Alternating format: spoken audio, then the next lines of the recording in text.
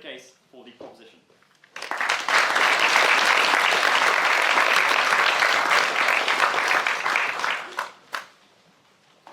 What have the Romans ever done for us? The scene, as I'm sure you all know, is from Monty Python's Life of Brian, and it shows a group of Judean rebels trying to criticise the Romans.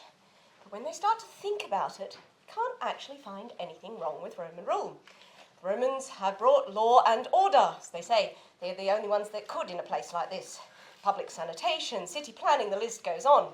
Now, of course, the scene is exaggerated, and it relies on an outdated idea of conquered populations feeling respect for their conquerors. So clearly we need to decolonise Monty Python.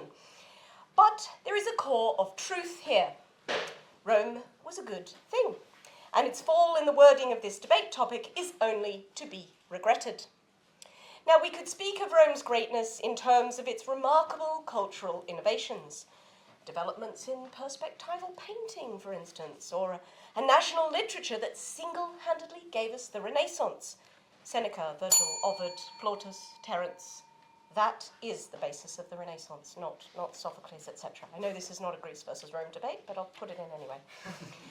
We could speak of its technical innovations. Did you know that steam power was actually discovered under Nero? It's pretty amazing. So what did you do yesterday? Oh, we made a steam engine. Oh, what's that? It was one of Nero's toys. They couldn't find a good use for it, so civilization forgot about it until the 19th century. Or we could talk about law. Rome is rightly credited with the invention of law as an independent, neutral system of social regulation. We could say that Roman law is the basis of, European legal systems, American ones, Commonwealth ones, but actually that's just the tip of the iceberg. According to Aldo Schiavone, who's written a 600-page volume on the topic, it's the basis of law with a capital L, of law as an institution overall. So good job, Rome. But these are all the things that I could talk about, and it's my big praeteritio. I'm not actually going to talk about them. There's one thing that proves Rome's greatness, and it's an everyday thing, and it's a simple thing, and it's concrete. The Romans were the first to use concrete at an expert level. They didn't invent it, I won't give them that, but they really used it very well. In fact, they defied gravity with it. Think of the Pantheon, which remains, after several millennia, the world's largest unreinforced concrete dome. As anyone who has visited it will know, the Pantheon is a triumph of architecture over nature. It is enormous. It's got no supports. It is even designed with a hole in the middle. Now that should weaken it, right? The main point, the strongest point should be in the middle of that dome, but it doesn't even have that. And the building miraculously stands, all because of good cement. Now, that concrete wasn't just in the Pantheon, it was everywhere. It was used to build bridges and bath complexes and apartment complexes and aqueducts and drainage systems and all sorts of everyday infrastructure. If I may? Yes. Would you say then that Rome is also influential in the construction of Durham House just over the bridge? Oh, you are actually anticipating the end of my speech, dear sir.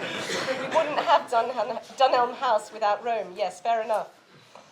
It was amazingly earthquake-resistant, this concrete, and it protected cities against fire. After the Great Fire of Rome in 62 CE, Nero had large portions of the city rebuilt with concrete. Say what you will about Nero, he actually knew a thing or two about city design. Roman concrete, this has actually been found out recently, was even self-repairing, which is remarkable. So something to do with its composition, I'm not an expert on this, but something to do with its composition with the lime mortar and the volcanic ash meant that when it got cracks in it, if you got a little bit of water into the crack, it actually re-expanded to fill the crack. Remarkable stuff. Really incredible. Now, most modern concrete structures have built-in obsolescence. They're going to crack, they're going to crumble, they need to be replaced. Not Pantheon, not Roman concrete. It lasts, which means it's also more environmentally friendly and economically friendly. So go Rome. So why am I banging on about concrete? We came to listen to a debate about the fall of Rome, not about concrete. Well, when the Western Roman Empire fell in the early 5th century CE, Europe, what was going to be Europe, let's say, forgot how to make concrete.